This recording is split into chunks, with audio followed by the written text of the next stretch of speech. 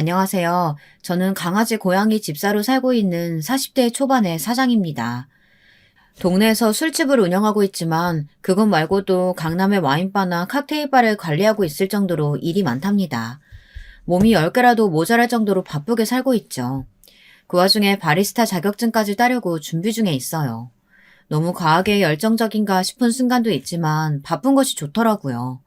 저는 일찍 결혼했지만 남편과의 사이에 아이가 생기질 않더군요. 그래서 일찌감치 포기하고 강아지 2마리와 고양이를 키우고 있답니다. 무슨 일을 하느냐고 묻는 사람들에게 명함을 내밀면 많은 분들이 술집 하느냐고 반문하는 경우가 대부분이에요. 그 중에 저를 내려다보는 시선으로 깔보는 사람들도 많죠. 무슨 제가 업소 마담인 것처럼 데리고 있는 여자들 물은 어떠냐고 무례하게 굽는 사람들도 있답니다.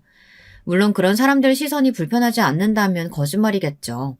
저에 대해서 뭘 얼마나 알아서 그런 말들을 뒤에서 할까 화가 나기도 하고요. 그래도 저는 제가 하는 일이 조금도 부끄럽지 않아요.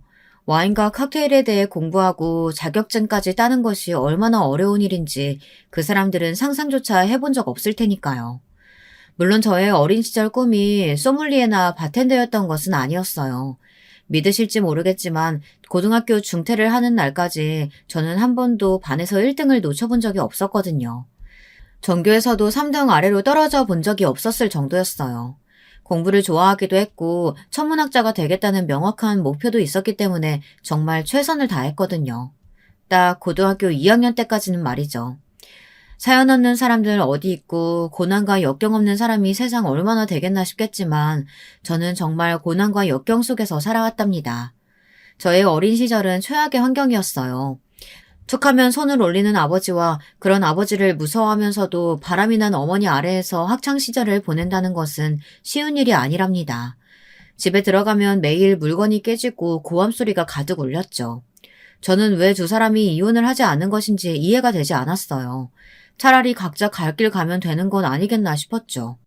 하지만 제가 몰랐던 것은 두 사람이 각자의 길을 가게 되면 저는 그 어디에도 속할 수 없다는 것이었어요.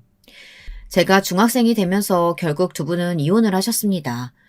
저는 이제야 평화가 찾아오겠거니 했지만 제게 있어서 고난의 시작은 그때부터였답니다. 어머니도 아버지도 저를 원하지 않으시더라고요. 마치 제가 두 분의 결혼 생활의 원흉인 듯 서로에게 떠넘기기 바쁘셨죠. 어머니는 저 때문에 팔자가 꼬였다고 했고 아버지는 제가 자기 자식은 맞느냐고 소리를 지르더군요. 생각지 못했던 순간이라 저는 아무런 반응을 보일 수가 없었답니다. 결국 저는 아버지에게 맡겨졌지만 아버지께서는 저를 어디론가 보내버리셨어요. 새 장가를 가시는데 방해가 된다는 이유로 말이죠. 진짜 삼촌인지는 모르겠지만 아버지는 저더러 삼촌과 살라고 말했습니다. 저를 본 삼촌은 혀를 차며 적당히 알아서 지내라고 말했죠. 사춘기로 예민할 시기였는데 저는 겁이 났어요. 갑자기 얼굴도 모르는 성인 남자와 한 집에서 지내라니 그게 말이 되는 소리냐고요. 하지만 삼촌은 아버지와는 전혀 다른 사람이더군요. 저에게 신경을 쓰지 않는 것처럼 보이지만 그래도 용돈도 주시고 식사도 챙겨주셨어요. 나중에 알았지만 삼촌은 아버지의 후배로 몸이 약해서 집에만 있는 사람이더라고요. 돈은 어디서 생겼는지 모르지만 생활에는 전혀 곤란함이 없어 보였죠. 저는 죽은 듯이 지냈어요. 저의 유년 시절을 통틀어서 가장 평화로운 시기가 아니었나 싶을 정도로 매일이 평범 그 자체였습니다. 그런 제 생활에 변화가 생긴 것은 고2 여름 삼촌이 돌아가시면서부터였어요. 삼촌은 제 앞으로 얼마간의 재산을 남겼지만 그 돈은 제가 성인이 되어서야 쓸 수 있도록 되어 있었죠. 제가 삼촌의 재산을 물려받았다는 소식에 달려오신 아버지는 헛걸음을 했다며 화를 내시고는 그냥 가버리셨어요. 졸지에 저는 혼자 세상에 덩그러니 남게 되었죠. 삼촌이 살던 집은 삼촌의 가족들이 멋대로 처분해버려서 잠잘 곳이 없던 저는 결국 학교를 그만두고 돈을 벌어야만 했답니다. 제가 부모 운도 없고 유년 시절 인생이 꽈배기보다 더 꼬여 있었지만 딱 하나 좋은 점은 있었어요. 사람 운이 좋다는 것이죠. 저는 하루에도 아르바이트를 3개, 4개씩 했었는데요. 그중 와인바에서 설거지를 하는 일이 제일 힘들었지만 마음은 편했어요. 제 사정이 불쌍했는지 사장님께서 직원 휴게소에서 살 수 있도록 배려를 해주셨거든요. 와인과 칵테일을 배운 것도 이때였는데요. 사장님은 제게 센스가 있으니 자격증을 따보라고 권해주시기도 하셨답니다. 물론 제가 고등학교 중퇴라는 이야기에 졸업장은 있어야 먹고 살지 않겠느냐며 공부하라고 시간을 빼주기도 하셨죠. 덕분에 자격증도 따면서 주방에만 있던 저는 22살을 기점으로 홀에 나와 서빙을 하기 시작했답니다. 아마 그분이 아니었다면 저는 지금의 삶을 살지 못했을 거예요. 다 그때의 인연 덕분이죠. 남편을 만난 것은 영화에서나 볼 법한 상황이었어요. 손님으로 왔던 남편이 홀에서 벌어진 난투극을 단번에 해결해 주었거든요. 사건의 발단은 술 취한 계자식이 수작을 걸었는데 그걸 못 참은 제가 따기를 날려버린 것에서 출발했어요. 경찰을 부르기는 했지만 이 자식은 완전 줄을 놓았는지 아주 가게 물건을 다 부술 기세로 난동을 부렸거든요. 남편은 몇 번이나 가게에 방문해준 단골이었는데 제가 난감해 보였는지 선뜻 나서서 도와주었답니다. 그게 인연이 되어서 남편과 연애를 시작했고 결혼까지 왔죠. 저는 당연히 시댁에서 저를 반대할 거라고 생각했어요. 경찰인 남편에 비하면 정말이지 초라하다고 할 수밖에 없잖아요. 검정고시로 겨우 고졸은 면한 상태에 가족이라고는 있으나 마나한 사람들, 거기다 직업이 와인바에서 일하고 있는 여자를 어떤 집에서 좋아하겠어요. 그래서 당연히 처음 인사 갔을 때도 잔뜩 기죽어 있었답니다.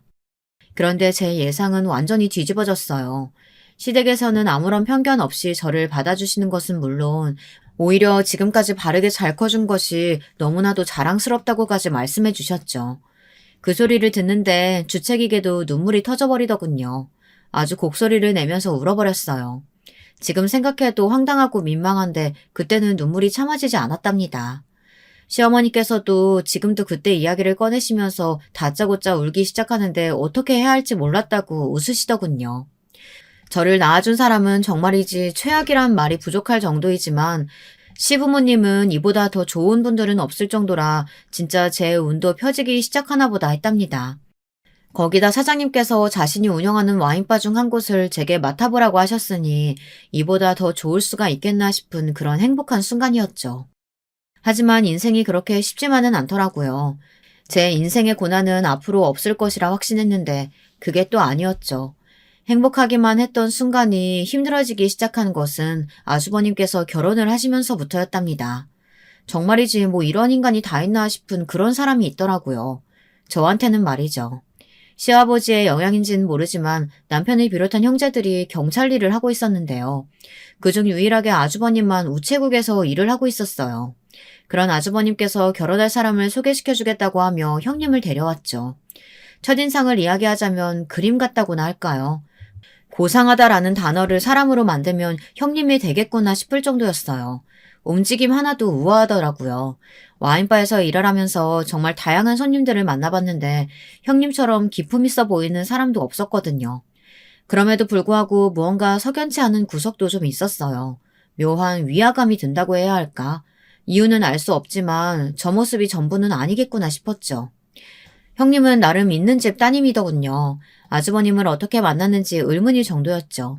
잘못된 우편을 배달하고 회수하는 과정에서 마주쳤다가 형님께서 아주버니에게 꽂히면서 두 사람의 인연이 시작되었다고 들었죠. 저도 영화 같은 만남이었는데 이쪽이야말로 진짜 소설로 만들어도 되겠구나 싶더라고요. 시부모님도 형님이 꽤나 마음에 드는 눈치셨어요. 다만 양가가 너무 차이가 나서 그 부분이 좀 망설여지신다고 하더라고요. 그래도 너무 한쪽에 기우는 결혼은 하는 게 아니거든. 괜히 집에 큰 소리만 생기지. 무슨 그런 말씀을 하세요, 어머니. 우리 집안이 어때서요? 경찰 집안이 어디 빠지는 집안이 아니죠. 하여튼 말은 잘하지. 하지만 뭐가 자꾸 걸리는 기분이라. 아유, 괜히 일어나 싶기도 하고 마음이 왜 이런지 모르겠다, 나도. 저는 아주버님을 믿어보라는 말로 불안해하시는 시어머니를 달랬어요. 이 순간을 저는 두고두고 후회했지만 말이죠. 그 뒤로도 형님은 몇 번 집에 와서 함께 식사를 했답니다. 그러는 어느 날이었어요. 저녁 식사를 마치고 저는 주방 정리를 하며 설거지를 하고 있었고 형님은 과일을 깎고 있었죠. 형님께서 저를 부르더니 묻고 싶은 것이 있다고 하더라고요. 동서, 내가 들었는데 진짜인가 싶어서 확인을 좀 해보려고. 동서 술집에서 일한다고 하던데 정말이야? 술집이기는 술집이죠. 작년까지는 와인바에서 일하다가 지금은 동네에 작은 가게를 냈어요. 분점 같은 건데 사장님께서 도와주셔가지고요. 와인바는 무슨 술집 아닌가? 그나저나 동네에 있다고? 여기? 네, 어쩌다 보니 그렇게 됐네요. 분점을 찾다 보니까 이 동네가 마음에 드셨나 보더라고요. 그런데 형님, 그건 왜 물어보세요? 형님은 당혹스럽다는 표정으로 저를 보시더니 고개만 저으시고는 입을 꾹 다무셨죠. 제가 그 뒤로 여러 이야기를 꺼냈는데 형님은 한 번도 반응을 보이지 않으셨어요. 마치 제가 투명 인간이라도 되는 것처럼 시선조차 주지 않으시더라고요. 기분이 나쁘더군요. 아니, 제가 무슨 실수를 한 것도 아닌데 갑자기 냉랭하게 나오는 이유를 아무리 생각해도 모르겠더라고요. 저는 급기야 제가 실수한 것이 있느냐고 물었지만 그 질문에도 돌아오는 대답은 없었죠.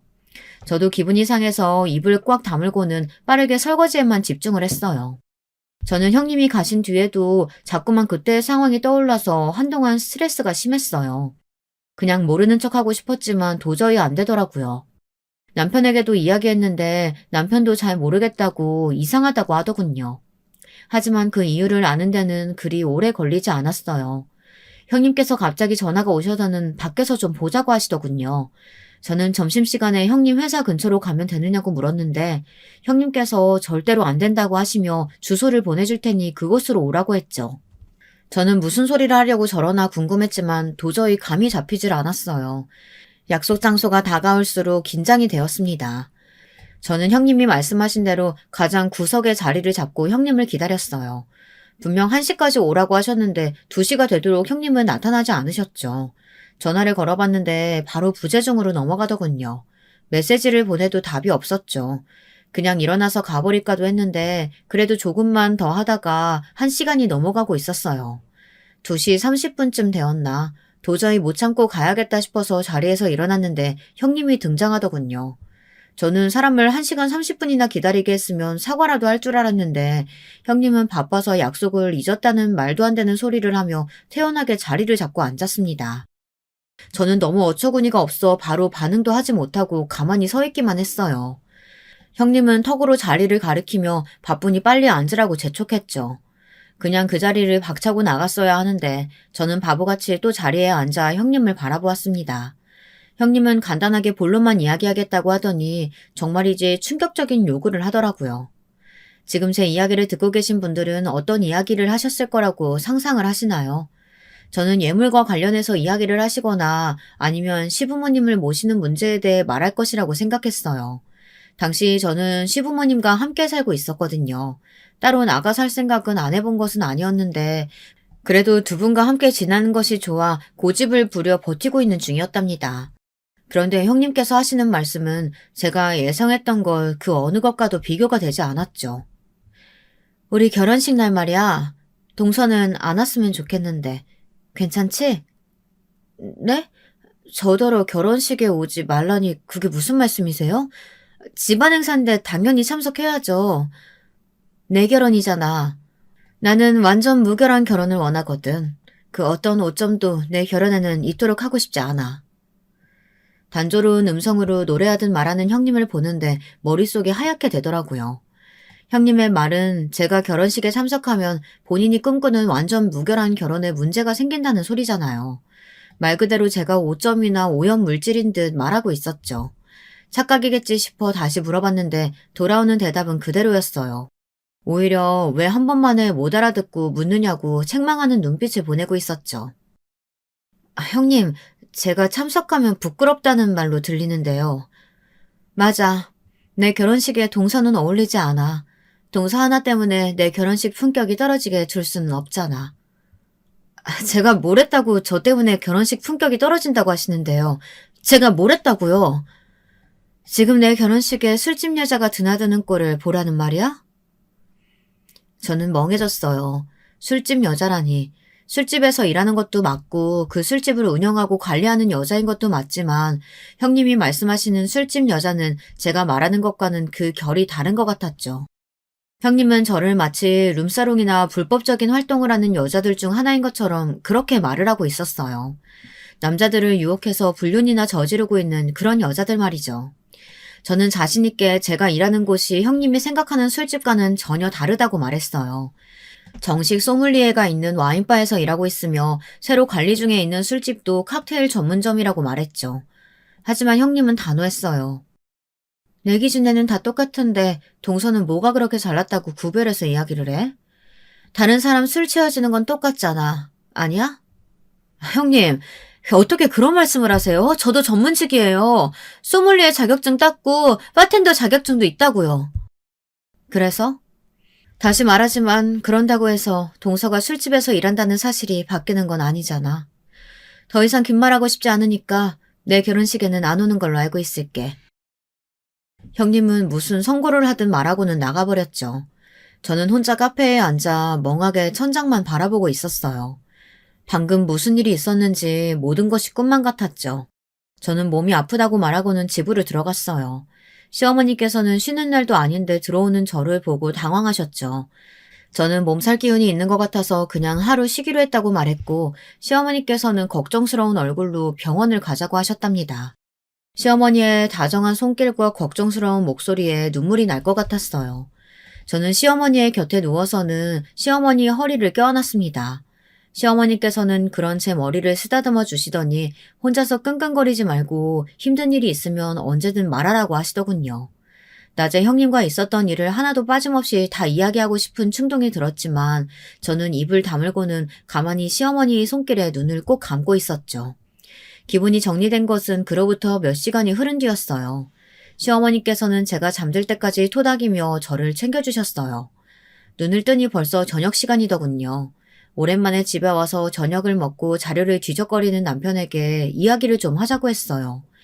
남편은 안 그래도 얼굴이 계속 나빠 보여서 걱정했는데 무슨 일이 있느냐고 물었죠. 아주버님 결혼식 말이야. 나 아무래도 그때 일이 있어서 못 갈 것 같아서. 일은 무슨 중요한 가족 행사에 당신이 빠진다는 게 말이 되는 소리야? 나도 사정이 좀 있어서. 사정은 무슨, 자기 빠진다고 하면 어머니랑 아버지 엄청 충격받으실 텐데. 당신 무슨 일 있어? 갑자기 왜 결혼식에 오지 않겠다고 해? 그냥 가게에 일이 좀 있어. 남편은 절대 제 말은 믿을 수 없다고 하며 솔직하게 이야기하라고 다그쳤어요. 형사의 감이라는 것인지 남편은 끝까지 저를 물고 늘어졌죠. 저는 결국 낮에 있었던 일을 털어놓을 수밖에 없었답니다. 이야기를 다 들은 남편은 벌떡 일어나 전화기를 찾더군요. 저는 지금 남편이 어떤 일을 하려고 하는지 단박에 눈치챘어요. 전화기를 찾은 남편을 막아서면서 절대로 안 된다고 말렸지만 남편은 어떻게 가만히 있을 수 있겠냐고 하며 이대로 그냥 넘어갈 문제가 아니라고 말했어요. 전화해서 뭐라고 하려고. 당신 일 키우지 말고 잠깐만 좀. 당신을 무시해도 정도가 있지. 지금 말이 되는 소리야? 이 상황이? 왜 사람들은 오라 오지 마라 하는데 형수님이 뭐라도 되는 것처럼. 남편은 좀처럼 진정하지 못하고 방을 서성거리며 절대 용서할 수 없다는 소리만 반복했어요. 괜찮지는 않았지만 분노로 가득 찬 남편의 모습을 보고 있자니 저도 모르게 괜찮다는 말이 나오더군요. 제 말에 남편은 더 많이 화가 난 것 같았어요. 당장이라도 형님에게 찾아가서 따지겠다는 남편을 겨우 진정시키고 나서 마음을 놓을 수가 있었답니다.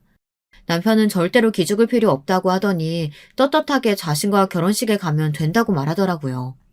저는 남편의 그런 모습에 살짝 위안을 받았어요. 그래도 내 편이 여기 있다는 그런 느낌을 받았거든요. 일주일 정도 지났을까 형님이 집으로 오셨어요. 시어머니와 의논할 일이 있다고 하더군요. 이미 형님에게 마음이 상해 있던 저는 본 척도 하지 않고 묵묵히 저녁 준비를 했죠. 형님은 자신이 제게 무슨 소리를 했는지 까맣게 잊은 사람처럼 아는 척을 해오는데 어이가 없더라고요. 제가 반응이 없자 시어머니께서 둘 사이에 무슨 문제라도 있냐고 물어보셨지만 저는 대답하지 않았죠. 저녁 식사를 마치고 형님과 시어머니께서 이야기를 나누시는데 남편이 들어왔어요. 피곤한 얼굴로 들어온 남편은 형님을 보자마자 눈에 불꽃이 튀는 것처럼 반짝이더군요.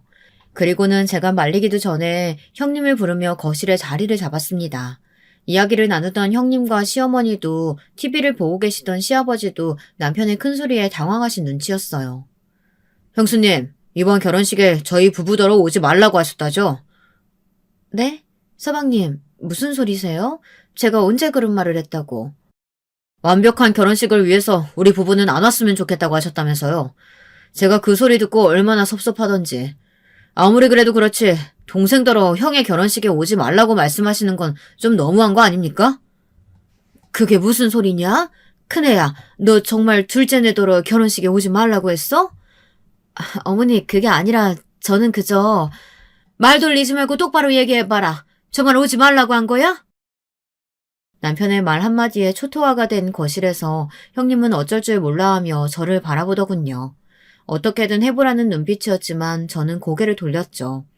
시어머니께서는 대답을 못하시는 형님께 엄한 얼굴로 형제들끼리 우애가 얼마나 중요한데 그런 소리를 할 수 있느냐고 당장 사과하라고 하셨습니다. 형님은 절대 그런 말이 아니었다고 하며 자신의 의도를 오해한 것 같다고 변명을 했어요. 하지만 시어머니께서는 끝까지 저희 부부에게 사과를 하라고 하셨죠. 결국 형님은 자신이 말이 심했다고 하며 미안하다는 말을 하셨는데 그 말을 하시며 저를 바라보는 눈빛이 얼마나 서늘한지 한겨울보다 더 시린 눈빛에 괜히 몸이 부르르 떨렸답니다. 그렇게 형님과 저는 첫 단추부터 엉망으로 시작했죠. 형님과 자주 만나지는 않았어요. 저와는 다르게 형님에게는 금방 아기 천사가 찾아왔고 안정을 핑계로 시댁에는 발길조차 하지 않았거든요. 다행이었죠. 서로 얼굴 봐서 좋은 소리 나올 사이는 아니었으니까요. 그럼에도 불구하고 형님이 어쩌다 한번 시댁에 오는 날에는 꼭 제 속을 뒤집어 놓고 가셨답니다. 임신 6개월 정도 지났을까? 입덧 때문에 고생했다던 형님은 이제 좀 좋아졌다며 시댁 제사 때 모습을 보였어요. 부른 배를 내선 뭐하러 왔느냐고 말씀하시는 시어머니의 표정도 무척이나 부드러워 보였죠. 형님은 임신 초기에는 너무 힘들었는데 이제는 좀 움직일만 하다는 소리를 하며 배를 쓰다듬더군요. 당시 아이를 갖고 싶어서 병원을 찾아다니며 노력 중이었던 저는 형님이 무척이나 부러웠답니다. 동서, 아직도 병원 다녀? 무슨 소식은 있고? 아직이요. 저희 마음대로 되는 일이 아니다 보니 쉽지가 않네요. 동서가 몰라서 그렇지 임신해서 좋을 건 하나 없어. 내 몸이 내 몸 같지 않아서 불편한 것들이 얼마나 많은데. 형님은 빨리 산딸이 되어서 출산을 하고 싶다고 말하며 점점 무거워지는 몸이 불편해 죽을 것 같다고 하더라고요. 눈치가 없는 것인지 아니면 저를 놀리고 싶은 마음인진 모르겠지만 제가 뭐 때문에 고민인지 뻔히 아는 사람이 그렇게 이야기를 하자 짜증이 밀려왔죠. 형님은 그것만으로는 부족하다 싶었는지 한마디를 거들더군요. 그리고 애들 머리는 엄마를 따라간다잖아. 동서 닮은 애가 세상에 나온다고 할지라도 어디 밥 벌어먹고 살겠어? 머리가 나빠서 뭐 하나라도 제대로 할 수 있겠냐고. 형님, 방금 뭐라고 하셨어요? 밥 뭐요? 어떻게 그런 말씀을 하세요? 내가 어디 틀린 말 했어? 동서 닮으면 술집 여자밖에 더 되겠냐고. 저는 이성이 뚝하고 끊어지는 기분이 들었어요. 저는 형님께 임산부가 마음을 곱게 써야지 뱃속의 애가 다 듣고 있지 않겠느냐며 소리를 질렀죠. 형님은 태어난 얼굴로 사람을 가려야 한다는 것을 미리부터 배우게 될 테니 오히려 교육적이라는 헛소리를 하더군요. 솔직히 형님이 임산부만 아니었으면 저는 머리채를 붙잡고 이리저리 휘두르고도 12번은 휘둘렀을 거예요. 저는 아직 시어머니께서 집에 계시다는 것에 심호흡을 하고 흥분을 가라앉혔어요. 그렇게 따지면 글쎄요. 형님 뱃속에 있는 그 아이도 평탄한 인생 살긴 글렀네요. 형님같이 상황 파악 못하고 필터 없이 말 내뱉는 엄마를 뒀으니 애가 얼마나 고생을 하겠어요. 주변 사람 눈총이나 사면 샀지. 벌써부터 고생길이 환하겠어요. 뭐? 동서, 지금 뭐라고 했어? 제가 어디 틀린 말 했나요? 솔직히 형님께서 내세우실 게 뭐가 있어요. 저처럼 자격증이 하나라도 있으세요?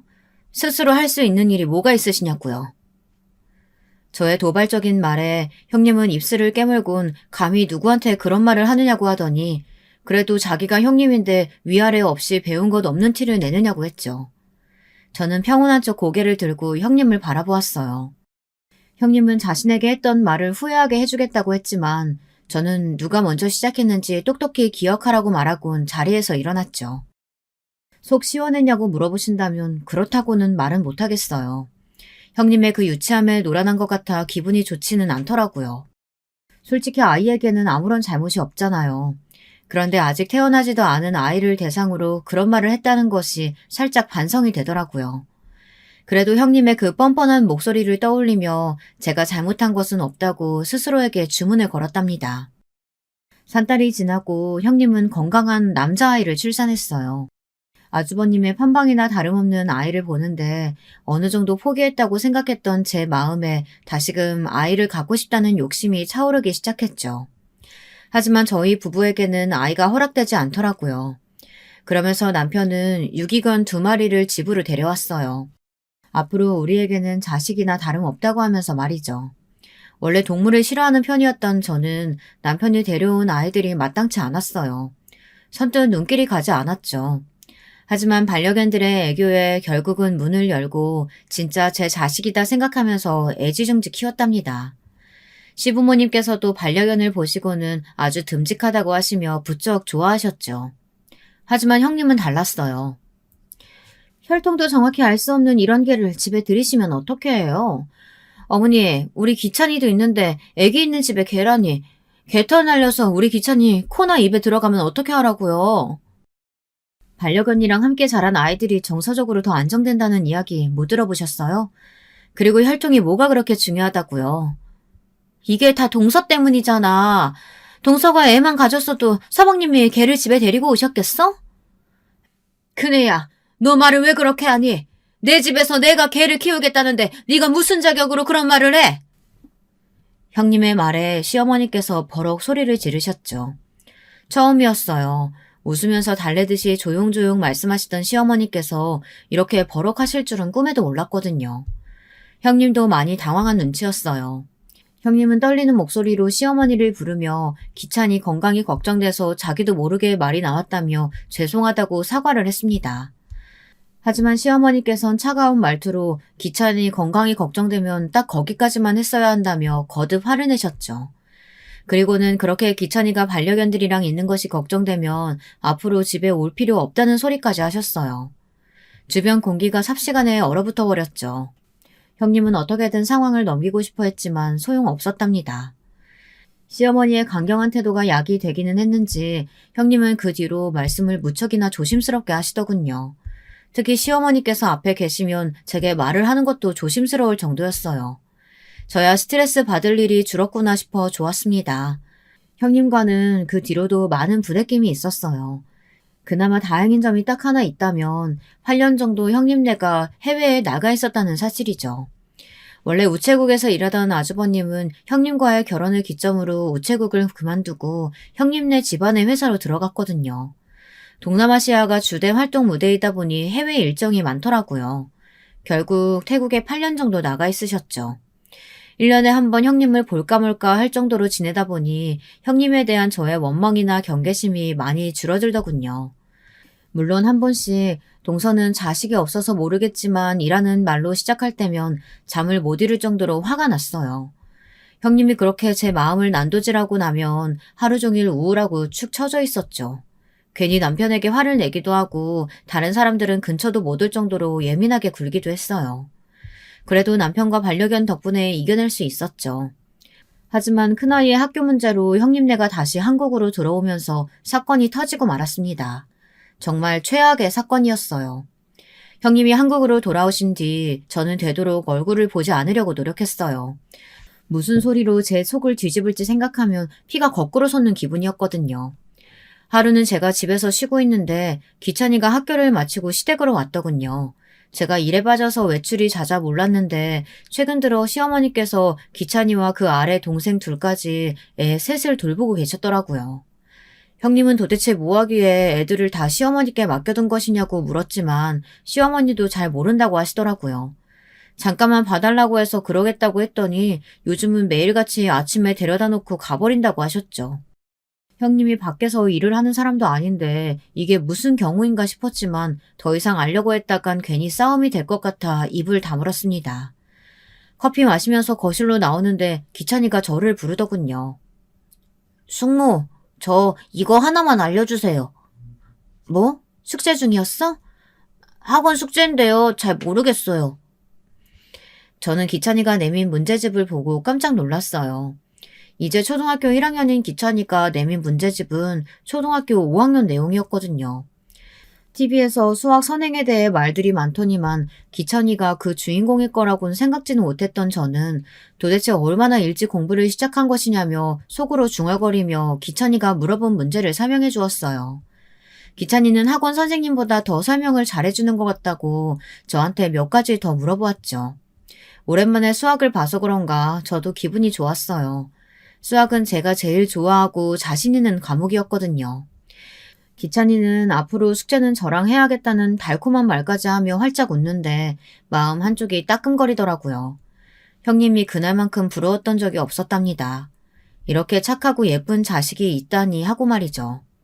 기찬이는 그 뒤로도 제가 있을 때면 수학 숙제를 가지고 와서 물어보았어요. 저 역시 열심히 기찬이가 이해하기 쉽도록 설명을 해주었고요. 사건이 있었던 그날도 기찬이에게 수학을 알려주고 있었어요. 기찬이와 머리를 맞대고 앉아 한참 문제를 풀고 있는데 갑자기 손이 쑥 들어오더니 문제집을 낚아채가더라고요. 언제 들어왔는지 향수 냄새를 풀풀 풍기는 형님이 문제집을 넘겨보며 저와 기찬이를 번갈아 바라보고 있었죠. 저는 언제 들어오셨냐며 인사를 했지만 형님은 대답하지 않으셨어요. 대신에 저와 기찬이가 한창 풀었던 문제집을 바닥에 찢어버리셨어요. 종이가 찢어지는 날카로운 소리가 울렸어요. 황당한 저는 무슨 짓이냐며 형님에게 물었죠. 송기찬, 너 지금 숙제 스스로 안 하고 뭐 하는 짓이야? 그리고 궁금하면 학원 가서 물어야지. 지금 누구한테 물어보는 거야? 물어볼 사람이 그렇게 없어? 형님, 기찬이한테 왜 소리를 지르고 그러세요? 수학 숙제하다가 모르는 문제 생겼다고 해서 좀 봐준 걸 가지고 그렇게 소리 지르실 일은 아니잖아요. 동서는 끼어들지 말고 가만히 있어. 내가 지금 기찬이 훈육하고 있잖아. 동서가 뭘 한다고 끼어들기를. 이게 무슨 훈육이에요. 억지지. 기찬이가 답지를 보고 적은 것도 아니고 저랑 같이 공부하고 있었을 뿐인데 그게 무슨 큰 잘못이라고 소리를 지르시냐고요. 동서 따위한테 물어보고 있는데 그럼 그게 잘못이 아니야? 형님의 외침에 저는 그 자리에 굳어버렸어요. 어린 기찬이 앞에서 그런 말씀을 하실 것이라고는 생각지 못했거든요. 형님은 그렇게 말씀하시고도 화가 풀리지 않는지 문제집을 바닥으로 던지고는 밟기 시작하셨어요. 그리고는 저를 바라보며 잊을 수도 없는 말을 내뱉으셨죠. 천박한 주제에 지금 누굴 가르쳐? 고등학교도 졸업 못해서 검정고시나 본 주제에 그 얄팍한 머리로 우리 기찬이한테 뭘 가르쳐줄 수 있다고 나대는 건데 고작 동서가 가르칠 게 술 팔고 웃음 파는 거밖에 더 있어? 형님, 말이면 단줄하세요? 머리가 나쁘세요? 제가 술 팔고 있긴 하지만 형님이 말씀하신 것과는 전혀 다른 일이거든요. 전문직이라고요. 도대체 몇 번을 더 말씀드려야 돼요? 형님이 무시하실 그런 사람 아니라고요, 저. 솔직히 말해봐. 동서네 자식 못 보는 것도 다 동서 탓이지? 하긴 어릴 때부터 술집에서 돈 벌던 인간이 몸이라도 제대로 간수했겠냐고. 머리에 들어있는 게 없으니 몸은 더 가벼웠겠지. 저는 형님의 개소리를 더 이상은 참고 있을 수 없었어요. 저는 떨리는 목소리로 기찬이에게 할머니 방으로 들어가서 나오라고 하기 전까지 문을 걸고 있으라고 했어요. 기찬이는 잔뜩 겁에 질린 상태로 저와 형님을 번갈아 보더니 제가 어서 들어가라고 하자 시어머니 방으로 뛰어 들어갔죠. 기찬이가 들어간 것을 확인하고 저는 다시 형님께 말했어요. 저도 참을 만큼 참았어요. 형님이 잘났으면 뭐 얼마나 잘났다고 저만 보면 사사건건 술집 이야기로 저를 무시하는데요. 어디에 붙어있는지도 알 수 없는 해외 대학 졸업장 하나 있으면서 뭐가 얼마나 잘났다고 목에 힘을 주고 다니시냐고요. 내가 동서랑 같아? 하긴 이러니까 부모가 다 못 키우겠다고 버리고 갔지. 나라도 동서는 못 키우겠다. 지금도 이렇게 막 나가는데 어릴 때는 얼마나 되바라졌겠어? 아휴, 이 사람이 진짜... 저는 손을 뻗어 형님의 머리채를 휘어잡았어요.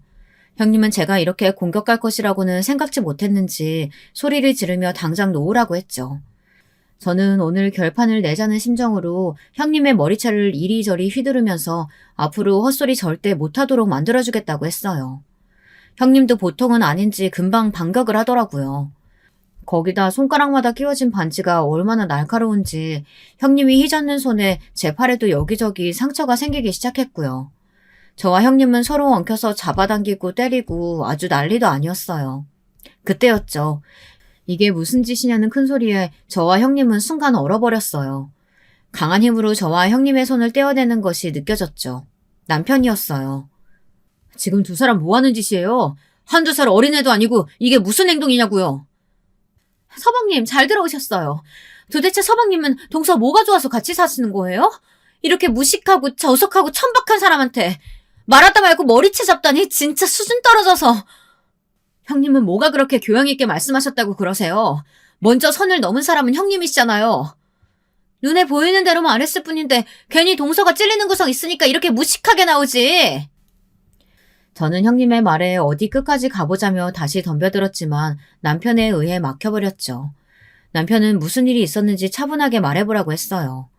형님은 제가 말하기도 전에 대화 도중 갑자기 제가 달려들었다고 말했어요. 자기도 잘못했다는 생각이 들었는지 저한테 퍼부었던 막말은 쏙 빼고 이야기를 하더라고요. 형님은 저를 병원에 데려가서 검사를 좀 받아보는 것이 어떻겠냐고 했어요. 저는 기가 차서 코웃음을 터뜨리며 어떻게 자기가 한 짓은 쏙 빼고 말할 수 있느냐고 했죠. 형님은 고개를 쳐들며 있었던 일 그대로 이야기를 했을 뿐인데 무슨 소리냐고 했고요. 저는 남편에게 형님이 제게 했던 말을 그대로 전했어요. 이런 소리를 듣고 어떻게 참을 수 있겠느냐고 했어요. 제 팔목을 쥐고 있던 남편의 손등 위로 힘줄이 돋는 게 보였습니다.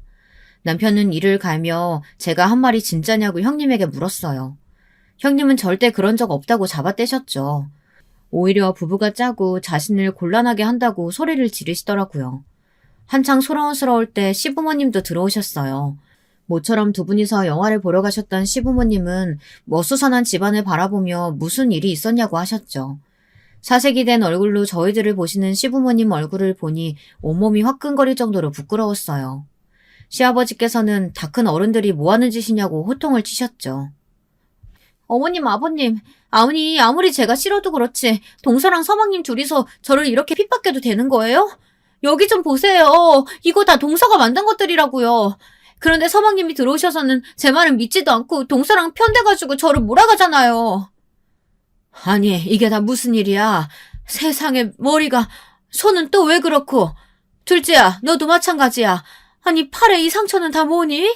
둘이 싸우기라도 했어? 동서가 다짜고짜 제 머리부터 잡잖아요. 어머니, 제가 진짜 서러워서. 원인 제공을 누가 했는데 지금. 보세요. 저한테 덤벼드는 꼴을요. 동서가 어떻게 저한테 이럴 수 있냐고요. 피해자인 척 눈물을 보이는 형님을 보는데 가증스럽더라고요. 온몸에 벌레가 기어다니는 기분이었어요. 시어머니께서는 곤란한 얼굴을 하시며 한숨을 내쉬고 계셨죠. 형님은 제가 무서워서 도저히 못 살겠다고 하더니 결혼 초기부터 제가 자신을 시샘해서 괴롭혔다는 말도 안 되는 소리를 늘어놓았죠. 시어머니께서는 이제 그만하고 상처를 치료하자고 하셨지만 형님은 저 때문에 무서워서 집에 가야겠다고 앞으로 제가 있는 동안은 오지 않겠다며 손자들 보고 싶으시면 저를 내보내든지 아니면 자기 집으로 오란 말을 하더라고요. 너무 어처구니가 없어서 형님한테 한 소리 하려고 하는데 시부모님 방문이 열리면서 기찬이가 고개를 내밀더라고요. 기찬아, 동생들은 자니? 너 나가서 엄마 차 타고 있어. 엄마는 동생들 데리고 갈 테니까. 엄마는 거짓말쟁이야. 학교 선생님이 거짓말은 나쁜 거라고 했는데 엄마는 그럼 나쁜 사람이야? 기찬아, 갑자기 무슨 소리야? 꿈 꿨어? 엄마가 나중에 상대해줄 테니까 지금은 엄마 말 듣고 가방 챙겨서 나가 있어. 학원 갈 시간이잖아. 엄마가 먼저 숙모한테 천박하다고 그랬잖아. 나 숙제 가르쳐 주셨던 거 다 찢어버리고 소리 질렀잖아. 그런데 왜 숙모가 나쁜 사람이라고 해? 숙모는 좋은 사람이야. 학원 선생님보다 100배 1000배는 더 똑똑하고 모르는 것도 없는데. 엄마는 왜 거짓말해? 왜 숙모 아프게 해? 기찬이의 순수한 질문에 모든 시선이 형님에게 집중되었어요. 형님은 허둥거리며 기찬이의 입을 손으로 강하게 막더니 나가 있으라는데 왜 말을 안 듣느냐고 했죠. 어찌나 강한 힘으로 입을 막는지 기찬이의 얼굴이 삽시간에 붉어지더라고요. 저는 기찬이에게 무슨 짓이냐고 소리를 질렀지만 형님 귀에는 들리지 않는 것 같았습니다. 억센 힘으로 기찬이를 밖으로 밀어내는 형님을 막기 위해 나서려는데 저보다 남편이 한 발 빠르더라고요. 잽싸게 형님의 손목을 낚아챈 남편은 어딜 빠져나가려고 하느냐고 외쳤고 발버둥 치는 형님을 단박에 제압했죠. 베테랑 형세 앞에서 형님은 종이잔처럼 이리저리 휘두려질 수밖에 없었고요. 저는 기찬이를 서둘러 안아들었습니다. 기찬이 말이 다 사실이냐? 그래 너 정말 그렇게 말했어? 정말 애가 보는 앞에서 책 찍고 소리 질렀냐고? 아버님, 그건 기찬이가 동서한테 사주받고. 말이 되는 소리래. 저 어린 것이 사주받다니. 지금 장난해? 내가 전에도 말했잖니. 서로 말 조심하고 살자고. 근데 그걸 아직도 못 고치고 애 앞에서. 에휴.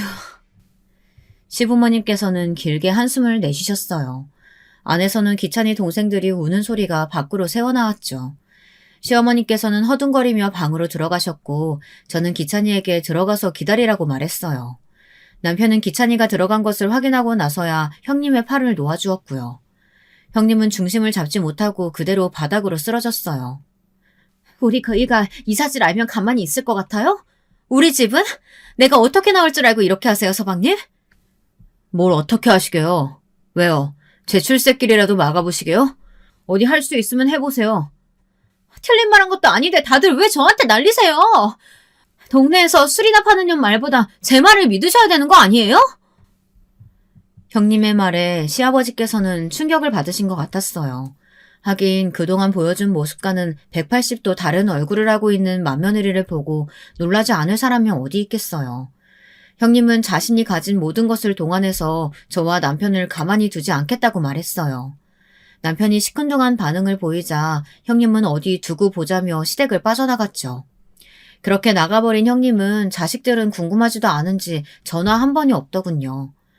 아주버님께서 하얗게 질린 얼굴로 와선 아이들을 데려가겠다고 했지만 시부모님께서는 그런 엄마 밑에서 뭘 배울 수 있겠냐고 하시며 당장 와서 사과부터 하라고, 그렇지 않으면 앞으로 애들 얼굴은 못 볼 거라고 강하게 말씀하셨어요. 저는 그래도 형님이 모성애는 있겠거니 싶었거든요. 그런데 끝까지 오지 않으시더라고요. 그 사건이 있고 일주일이 지났을까 아주버님께서 짐을 챙겨서 집으로 들어오셨어요. 저는 무슨 일인가 싶어 놀란 얼굴로 연우를 물었지만 아주버님께서는 입을 꾹 다물고는 그저 다 끝났다는 얘기만 하셨죠. 남편 역시 굳은 얼굴로 집에 들어와서는 아주버님과 몇 시간이고 이야기를 나누더군요.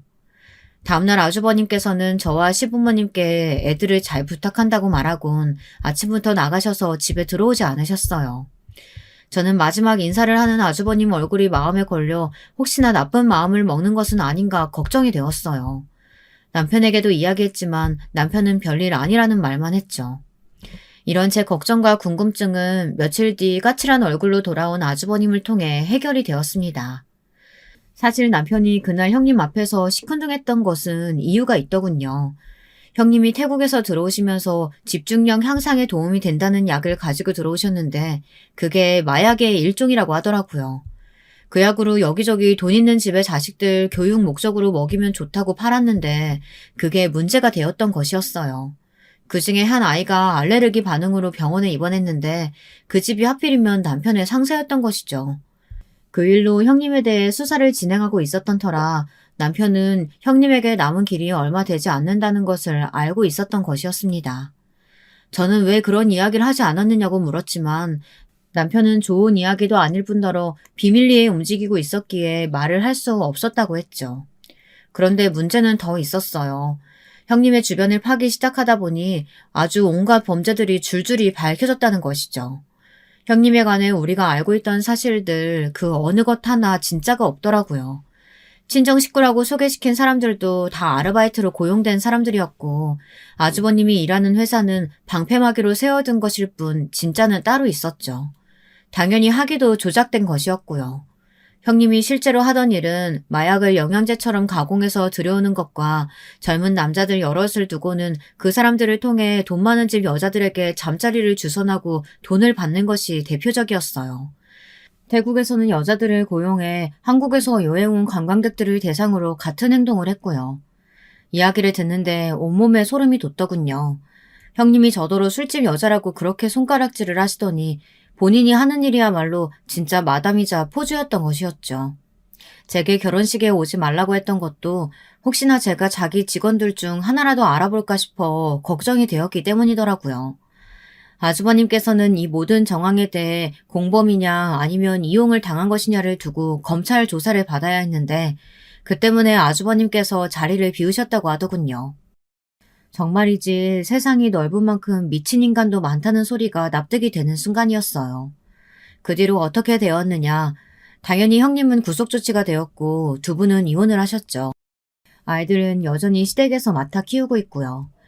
주변에서는 아이들 유전자 검사라도 해야 하는 것 아니냐고 하셨지만 아주버님께선 이 아이들은 누가 뭐라고 해도 자기 자식이라고 선을 딱 그어버리셨어요. 저는 형님이 왜 우리 아주버님과 결혼을 했을까 진짜 궁금해요. 아니, 경찰 집안인 것을 모르고 있었던 것은 아닐 텐데 무슨 배짱으로 결혼을 했나 싶더라고요. 진짜 아주버님을 사랑했을 수도 있고 아니면 경찰 인맥 덕을 좀 보려는 계획일 수도 있겠죠. 어느 쪽이든 무슨 상관이겠습니까? 결론은 형님이 앞으로 차디찬 곳에 갇혀 살아야 한다는 것인데 말이죠. 마지막까지 들어주셔서 정말 감사드립니다. 혈연이라고 해서 반드시 마음이 잘 통하고 끈끈한 관계인 건 아닌 것 같아요. 특히 물질 만능주의가 팽배한 요즘 시대에는 더욱 그렇고요.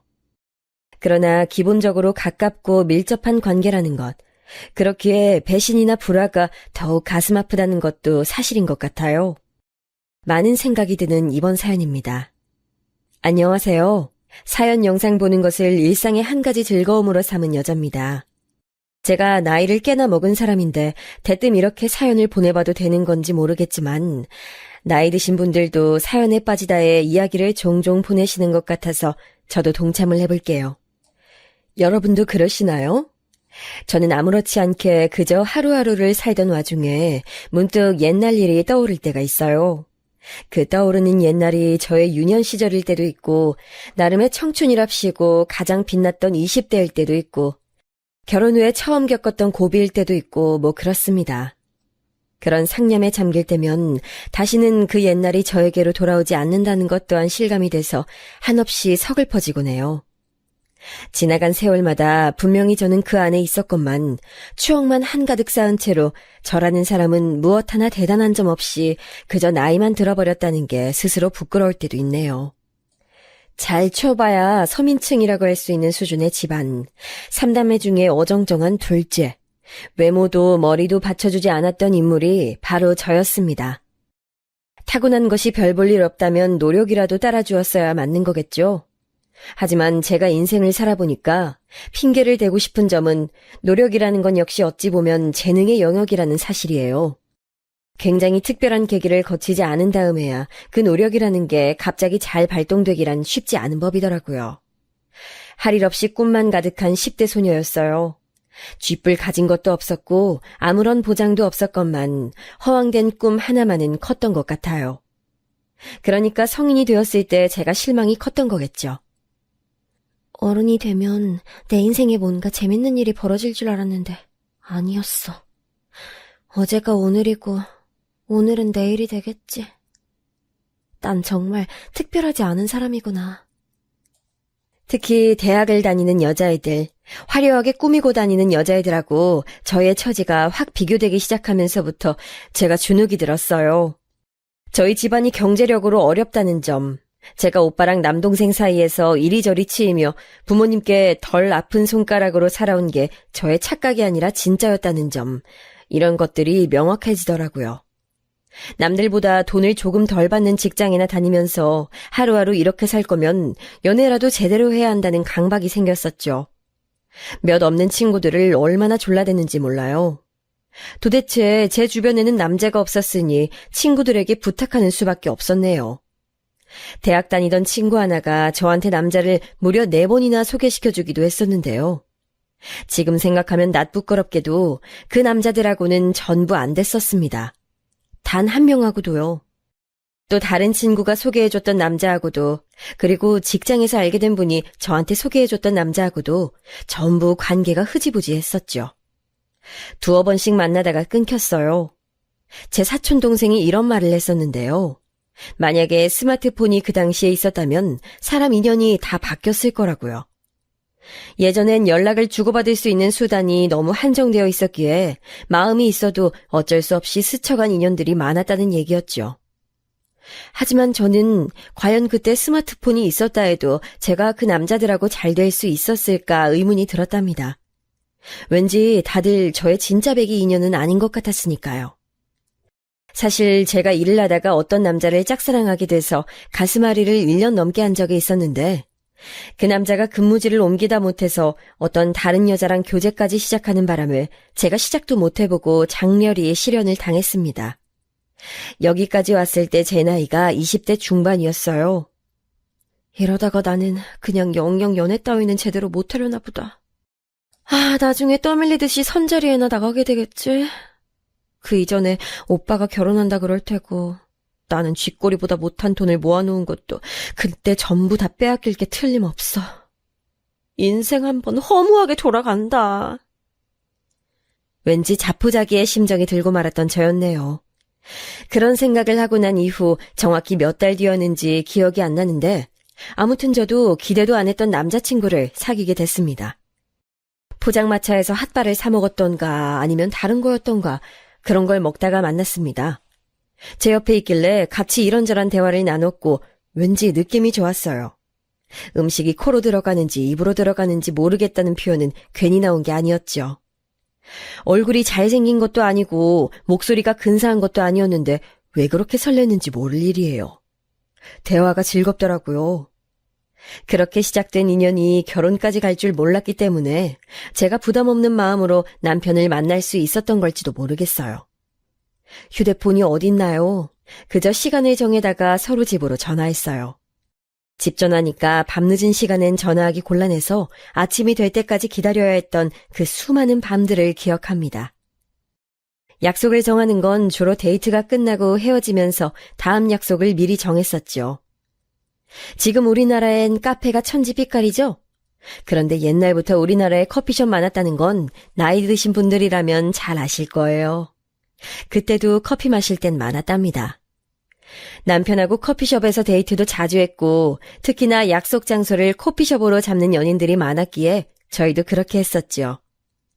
커피숍으로 전화해서 파란색 잠바 입은 손님 찾는다 이런 식으로 상대를 찾기도 했었고요. 또박또박 글자를 눌러 쓴 편지도 많이 썼었어요. 지금은 찾아보기 힘든 낭만이 그땐 있었네요. 순수한 감정이 있던 시절이었죠. 남편이랑 연애에 그치지 않고 결혼까지 했기 때문에 이런 추억들이 고스란히 공유될 수 있어서 그게 지금에 와서 보니까 또 하나의 행복이었던 것 같아요.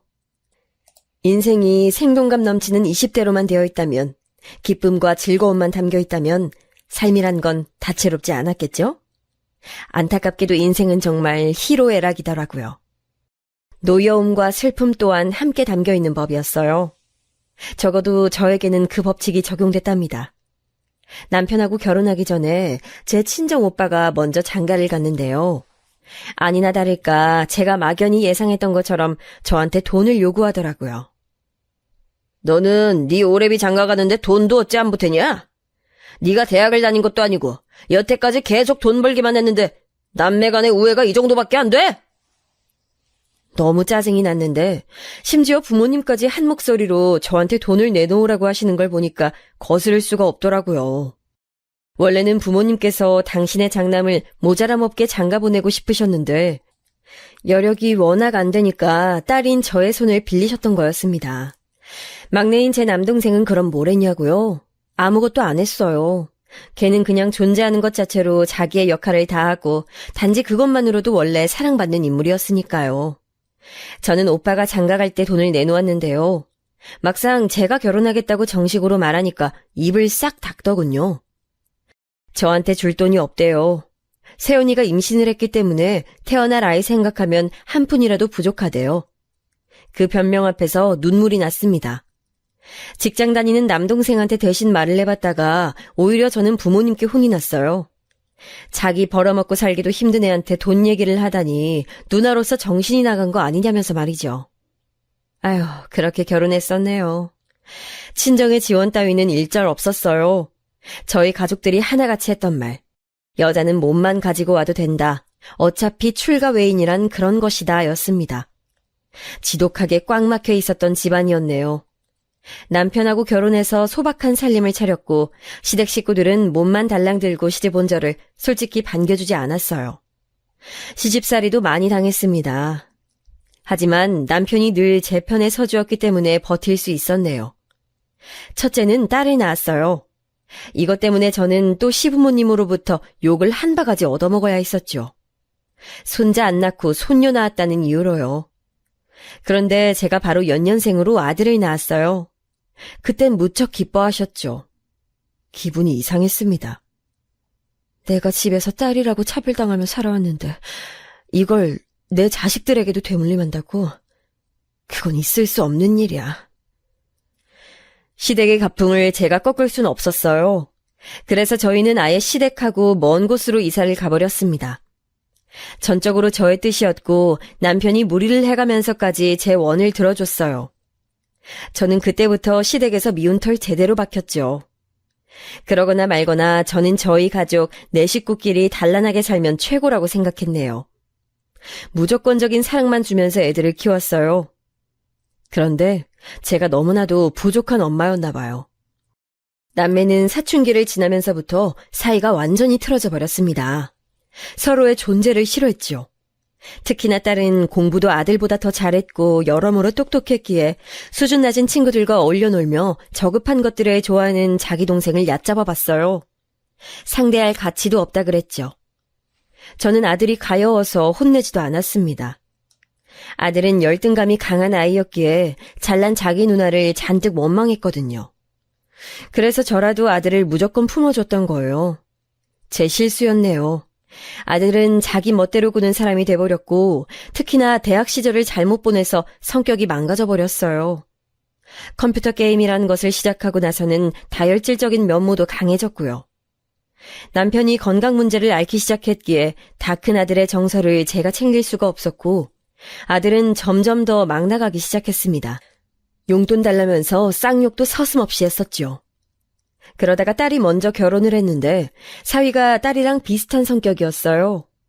그러니 그 눈에 자기 처남이 찼겠나요. 그리고 열등감을 쉽게 느꼈던 아들은 자기 매형이 자기를 낮게 보고 있다는 것을 쉽게 눈치챘죠. 적어도 사위는 겉으로 표하진 않았으나 아들은 대놓고 사위를 싫어했습니다. 입 바른 소리만 하는 재수없는 놈이라면서 말이죠. 아들은 자기 부모 속썩이는 연애만 하더니 기어이 결혼도 자기 멋대로 해버렸어요. 며느리는 저희 부부에게 처음부터 거리를 두었던 것으로 기억합니다. 자기는 시댁이라는 것 자체가 싫다면서 저희 부부랑 가까이 지내고 싶지 않다 했어요. 그리고 몇 년 뒤 아들 낳고 잘 살고 있던 딸이 세상을 떠났습니다. 교통사고였는데 이 허망한 죽음에 황당한 내용이 껴있었어요. 그건 바로 딸의 동승자가 딸이랑 바람난 남자였단 얘기였죠. 현장의 정황이 그랬었거든요. 집안이 발칵 뒤집어지고 쑥대밭이었습니다. 저는 미칠 것 같은 슬픔 가운데서도 딸을 향한 갖가지 의문으로 괴로웠어요. 충격을 받은 사위는 처가 쪽은 보기도 싫다며 인연을 끊겠다 했고요.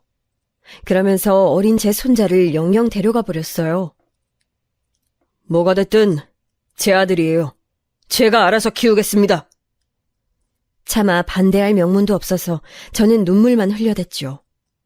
사돈댁에서도 사위한테 아이를 낳지 말라고 아이 없이 새 출발하라고 그랬던 것으로 알아요. 하지만 사위는 강경했어요. 깊은 슬픔 속에서 오래 헤엄을 치던 저는 얼마 지나지 않아 남편의 병간호에 매달리게 됐습니다.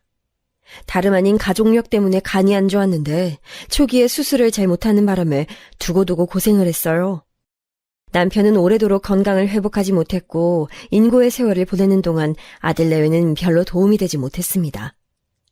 저랑 아주 절친한 제 사촌 여동생만이 묵묵히 저에게 위로를 더해주며 힘을 보태줬죠. 그 덕분에 우울증 걸리지 않고 남편의 곁을 지킬 수 있었던 것 같아요. 그 모든 노력이 무색하게 남편은 결국 죽음의 그림자를 피하진 못했지만 말이죠.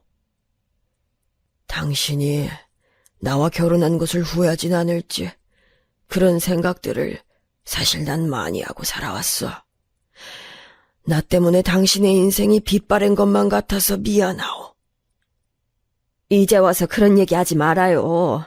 우리 서로가 서로의 운명이었다고 생각하며 살기로 했었으면서. 당신 참 예뻤어.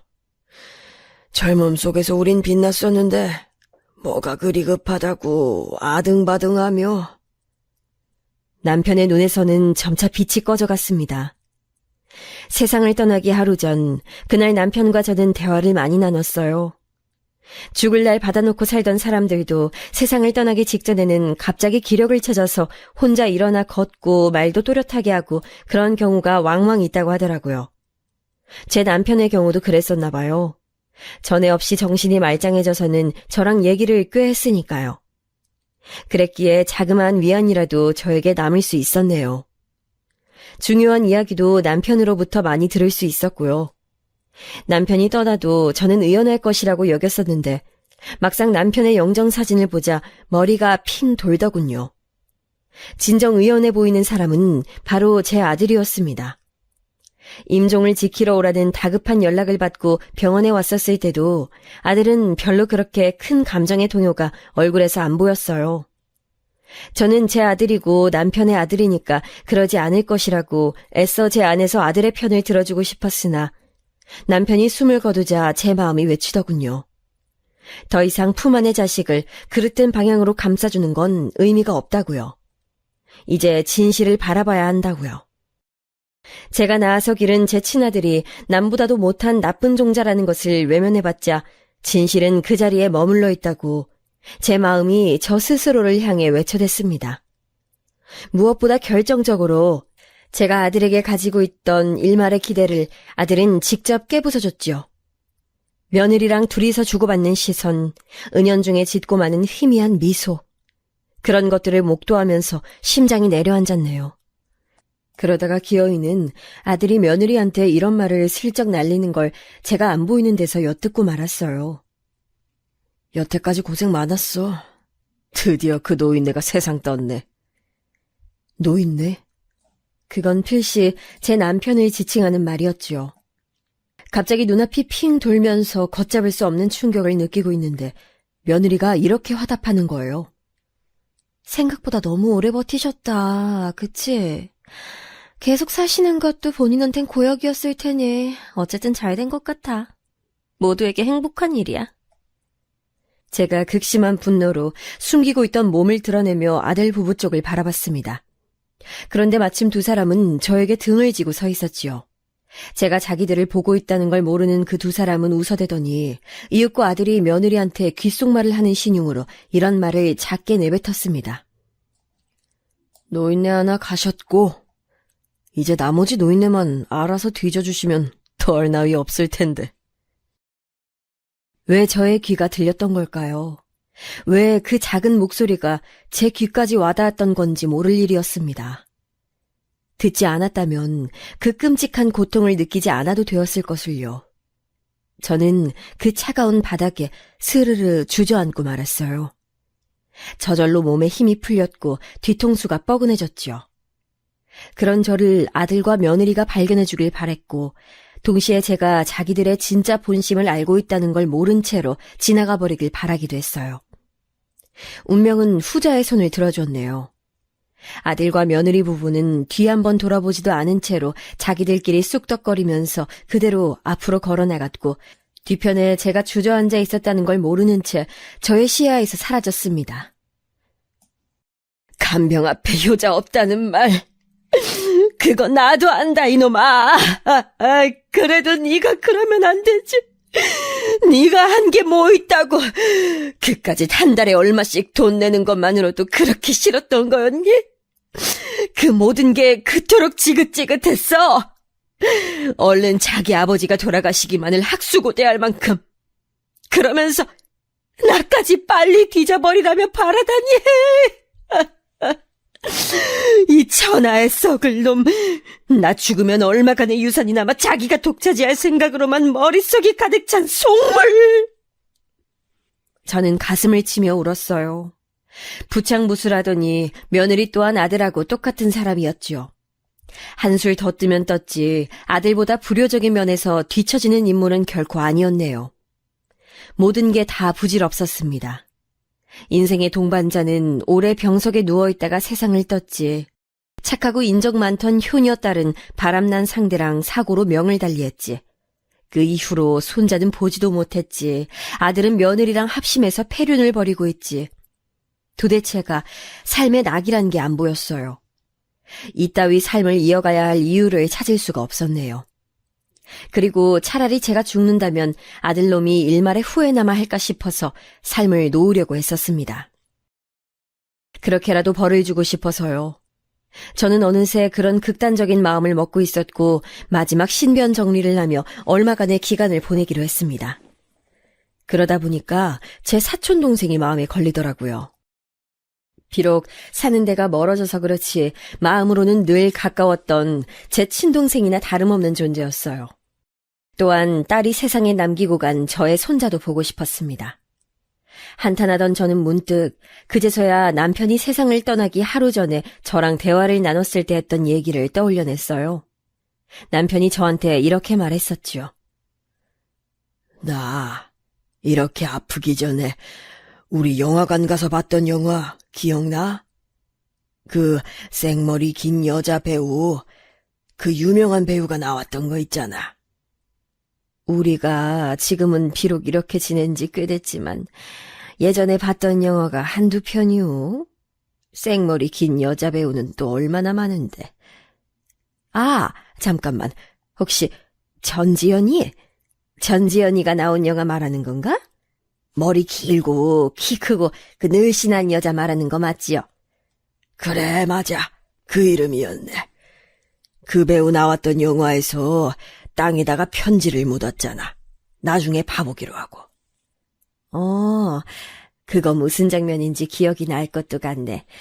그래서 당신이 그 영화 보고 나서 땅에다가 뭐 묻어놓고 싶다지 않았었어? 나중에 파볼 수 있도록. 그래서 내가 그걸 실천해 왔었어. 내가 선산 땅에다가 뭘 좀 묻어놨거든. 3번 파봤었네. 처음 묻을 때, 다음에 가서 묻은 걸 보충할 때, 그리고 내가 영 가망이 없다는 걸 알게 됐을 때, 내가 죽으면 당신이 거길 파봐. 내 유산이야. 저는 남편이 죽기 전에 별별 사실을 다 밝힌다고 생각했어요. 독특한 구석이 있던 사람이었기에 그런 행위를 했다는 것 자체는 전혀 놀랍지 않았는데요. 저에게 그 위치가 담긴 내용을 편지로 적어서 집에 어딘가에 뒀다는 얘기만은 놀랍게 들었었죠. 그런데 남편이 세상을 떠나고 계속 혼이 빠져서 지냈더니 그걸 잊고 있었던 거예요. 저는 얼른 집을 뒤져보았어요. 책장 아래 어딘가에 있다는 남편의 말을 따라서 그쪽을 찾아보니 편지가 든 봉투가 있었습니다. 편지에는 첫 줄만 읽어도 눈물이 주르륵 흘러나오는 남편이 마지막 입원을 앞두고 저에게 적었던 내용이 적혀 있었고요. 실로 오랜만에 당신에게 편지를 써보네. 우리 연애할 때 당신이 나한테 편지를 자주 써줬었는데 내가 가끔씩이라도 당신에게 편지를 써주는 남편이었어야 했는데 이제 와서 이런 후회를 해본다. 이번 생에는 그것을 이뤄주지 못했으니 부디 다음 생이 있다면 반드시 당신을 호강시켜주는 삶을 살아보고 싶어. 그리고 내가 떠난 후에 당신은 이번 생의 남은 나날들을 부족함 없이 보낼 수 있길 바란다. 쭉 읽어내려가던 저는 어느 대목에서 화들짝 놀라고 말았어요. 남편의 외숙부 되시는 분께서 남편이 투병중이라는 사실을 뒤늦게 아시고 거액을 건네주신 바 있다는 얘기였어요. 당시 외숙부께서도 투병 중이셨을 텐데요. 뿐만 아니라 남편이 적어놓은 내용들을 보고 놀라움을 감출 수 없었던 저는 편지와 함께 있었던 작은 메모지에 적힌 위치로 바로 찾아갈 작정을 했어요. 얼마나 깊이 파묻혀 있을지, 정확한 위치는 바로 찾을 수 있을지 이런 걱정이 들어서 혼자는 가기 꺼려졌는데요. 믿을 수 있는 사람을 떠올렸는데 그건 바로 제 사촌 여동생이었어요. 덩치가 좋은 편이니 힘쓰는 일도 잘할 수 있을 터였고요. 대략 제 남편이 땅에 뭘 묻어놓고 떠났다는 정도로만 설명을 먼저 해줬음에도 제 사촌은 바로 저와 동행해주겠다고 했어요. 언니, 지금 많이 힘들지? 이럴 때 내가 옆에 같이 있어주지 못해서 얼마나 미안한지 몰라. 확 그냥 일 때려치우고 언니한테 가서 한동안 지내다가 올까 이런 생각도 하던 참이었는데 형부가 남기신 선물 찾으러 간다니깐 괜스레 지금 반가운 심정이야. 언니, 내가 내일 차 끌고 언니한테 갈 테니까 준비나 다 해놓고 계셔. 얼마나 고마웠고 말만으로도 힘이 됐는지 모릅니다.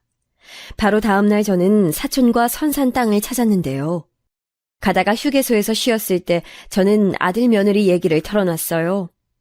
이걸 얘기를 할까 말까 고민을 많이 했는데 커피 한 잔 마시는 동안 저도 모르게 입이 움직이더군요. 사촌은 당장 그 자리에서 펄쩍 뛰며 난리도 아니었죠. 내가 그랬잖아. 그 둘이 완전히 인간 말종이라고. 아유, 세상에. 그런데 설마 형부 떠나고 나서 그런 쓰레기 같은 생각까지 했을 줄은 몰랐네. 너무 화가 나서 미치겠다며 사촌은 눈물까지 훔쳤어요. 저 대신 울어주는 것만 같아서 제 마음이 너무 짠했습니다. 남편이 알려준 그 위치까지 가는 동안에도 사촌은 계속해서 울분을 쉬이 사귀지 못했는데요. 저랑 같이 열심히 삽질을 하면서 땅을 파는 와중에도 계속 욕을 했을 정도였답니다. 그리고 마침내 뭔가 삽 끝에 틱 걸리는 게 있다면서 사촌이 삽질을 멈췄어요. 제가 그 부름에 얼른 그쪽으로 가보니까 작은 상자가 보였지요. 어? 이거 왠지 어디서 본 것만 같은데. 아, 우리 딸이 대학 가고 나서 샀던 거야. 여기다가 목걸이며 귀걸이 보관했었고. 아유, 근데 이게 왜 여기서 나오지? 제가 그 상자를 알아보곤 당황했죠. 저희 딸이 분명 20살 때 샀던 것이었으니까요. 설마 이걸 남편이 보관함으로 활용할 줄은 상상도 못했네요. 상자를 열어본 저는 깜짝 놀라서 얼어붙어 버렸고 사촌은 외마디 비명을 질렀어요. 그 안에 든 건 바로 금이었습니다. 이게 웬 금부치들이야? 아유, 언니! 그리고 여기 있는 봉투. 이 안에 다 돈이 들었어! 어머. 아무래도 형부가 재산을 여기다 두신 게 틀림없네. 근데 비닐팩에 따로 뜬 이 봉투들은 뭐지? 이거 편지들 아니야? 남편의 외숙부께서는 췌장암으로 남편보다 1년 더 먼저 돌아가셨어요. 결혼을 안 하셨기에 자식도 없었고요. 남편한테 돈을 꿰주셨는데 남편은 그걸 이런 식으로 고이고이 보관해둔 모양이었습니다. 사촌이 이게 다 얼마치냐면서 흥분한 목소리로 이런저런 계산을 하고 있을 동안 저는 비닐팩에 들어있었던 편지 봉투들을 살펴봤어요. 상태가 안 좋은 오래된 것들이 대부분이었는데 그건 바로 제가 연애하던 시절 남편한테 써준 편지들이었습니다. 저도 가끔 살면서 옛날 그때의 편지들이 떠올랐었는데요. 살다 보니 흔적도 없이 사라졌고 다시는 찾을 수 없는 유물이라 생각했었어요. 그런데 몇 가지를 남편이 간직하고 있었고 이런 식으로 보관을 해뒀을 줄이야 상상도 못한 것이었어요. 그리고 남편이 저한테 쓴 편지도 3개 있었죠. 그걸 보니까 기억나더군요. 남편은 이곳을 총 3번 파보았다고 했던 것을요. 맨 처음 이곳에 묻을 때, 그 다음번에, 그리고 마지막에 그때마다 남편은 자기가 저한테 쓴 편지를 넣어놨었던 겁니다. 제가 그 편지들을 품에 안고 울고 있을 때 사촌이 저를 잡아 흔들었어요. 언니, 이 상황에서 뭔가를 해야겠다는 생각이 들지 않아? 그 빌어먹을 폐륜 자식 있잖아. 언니가 낳았으되 언니의 자식이라고 부르는 게 맞는지 헷갈리는 그놈. 한 방 먹여주지 않으면 언니는 앞으로 형부를 떠올릴 때마다 가슴 한켠이 답답할걸. 이 유산 그놈한테는 한 푼도 안 주는 건 물론이고 언니가 보란듯이 떵떵거리면서 사는 거 보여줘야지. 안 그래? 아휴, 사실은 내가 속에 품고 있었던 생각인데 네가 지금 제대로 짚어주는구나. 고마워. 나 혼자였다면 그저 생각 깊숙한 곳에 처박아뒀을 거야. 근데 네가 불을 지펴줘서 진짜로 실행해볼 마음이 들었어. 내가 잘못 키운 자식 내 손으로 응징한다. 저는 남편이 남기고 간 깜짝 보물을 마주하고 나서 굳은 결심을 마쳤습니다. 제대로 일어서볼 작정이었어요. 제가 하고 싶은 대로 할 계획이었습니다. 저는 우선 아들 며느리 부부를 찾아갔어요. 그리고 간신히 문전박대를 면했네요. 연락도 없이 늦은 저녁에 찾아왔다고 저를 현관문 앞에 세워두고 아들이 얼마나 욕을 해대던지. 어렵사리 집안에 들어갔는데 손자라는 것들은 저를 봐도 본체 만체, 적어도 자기 할머니라면 기본 예의를 차려야 하는 게 있잖아요. 그런데 학교에서 뭘 배운 건지 저를 보면서 키득거리며 웃기나 하고 인사조차 똑바로 하지 않았습니다. 제가 식탁에 가서 앉으니까 며느리는 뚱한 표정으로 물 한 컵을 내어주더군요. 내가 불쑥 찾아와서 미안하구나. 할 말이 있어서 왔단다. 엄만 휴대폰 없어? 있잖아. 전화로 하면 될 일을 가지고. 하여간, 어휴. 우리 아들은 내가 많이 귀찮나 보네. 그럼 내 부탁도 들어줄 수 없는 걸까? 네 아버지 떠나니까 너무 마음이 허하고 적적해서 너희들하고 같이 살고 싶다는 생각이 드는데. 뭐? 엄마 미쳤어? 같이 살긴 뭘 같이 살아? 우린 그럴 생각 죽었다 깨도 없으니까 택도 없는 소리 하지 마세요. 아픈 사람을 너무 오래 돌봐서 그런가. 나도 건강이 예전 같지가 않아. 혼자 살다가 무슨 변고라도 당할까봐 그래서 그래. 나 쓰러지면 누가 병원에라도 데려가줘야 할 거 아니야. 정 그러시면 요양원 들어가시면 되겠네. 알아보는 것 정도는 해드릴 수 있어요. 됐지? 요양원. 그것도 나쁘지 않지. 그럼 내가 요양원 들어가서 지내는 거, 너네가 비용 부담을 해줄 수 있겠니? 이왕이면 난 시설 좋고 평가 좋은 곳으로 들어가고 싶구나. 노망 나셨어요? 치매 왔어? 우리는 먹고 죽을래도 그럴 돈 없으니까 알아서 하세요. 자식한테 물려줄 재산도 많지 않으면서 왜 이렇게 고개 빳빳하게 드시나 모르겠네. 볼일 끝나셨으면 가시든가. 며느리가 불편하다는 눈치를 자꾸만 아들에게 보내자 아들은 그에 화답하며 저를 얼른 쫓아내려 들었습니다. 저는 그 모습을 지켜보며 씁쓸한 웃음만 지었네요. 내가 낳은 자식이라고 해서 내 사람은 아닌 거구나. 이런 서글픈 사실을 받아들이며 저는 아들 며느리 집을 나섰습니다. 사방이 깜깜한 시각이었는데 저한테 조심히 가라고 말도 안 하더군요. 괜히 사람 마음 불편하게 만들고 말이야. 엄마, 다음부턴 그런 얘기 하시기 전에 10번, 100번은 고민하고 말씀해 주세요. 듣는 입장에선 난감할 뿐이니까. 그래, 알았다. 그런데 너 정말로 날 이렇게 등한시해놓고도 후회 안 할 자신 있니? 네가 이러면 나한테도 더 이상 넌 최우선순위가 아닌 거야. 제가 차분하게 말을 한 것에 대고 아들은 웃었습니다. 저의 말이 가짠다는 듯 혹은 가당치도 않는다는 듯. 그래서 저는 미련 없이 돌아설 수 있었네요. 어둑한 밤하늘 속의 별을 보며 저 중에 하나는 남편의 넋이 담긴 별이겠거니 이런 생각으로 멈추지 않고 전진하기로 했습니다. 제가 하고 싶은 대로 하는 것을 남편이 지켜보면서 응원해 줄 것 같았거든요. 이튿날 저는 사위에게 연락을 했어요. 어쩐 일이세요? 연락을 다 주시고. 잘 지내셨죠? 차마 연락하기 미안해서 그동안 연락을 못하고 있었는데 내가 꼭 얼굴 보고 하고 싶은 말이 있어서 그래. 나 좀 만나주겠나? 별 이유 없이 이러실 분이 아닌데 이러시면 제가 거절할 엄두가 안 나네요. 편하실 때 말씀해 주시면 제가 맞추겠습니다. 오랜만에 사위한테 연락을 한 터라 어떻게 될지 걱정이었는데 고민 없이 저를 만나주더군요. 괜히 감동적이었어요. 그리고 약속 장소에 얹을도 없이 제 손자를 함께 데리고 나와준 거예요. 간만에 본 손자는 훌쩍 자라 있었고 제가 눈물을 글썽거리는 모습을 보며 손자가 어색하게나마 저한테 인사를 해줬습니다. 예의 바르고 정중해 보이더라고요. 최서방, 우리 손자 이렇게 데리고 나와줘서 정말 고맙네.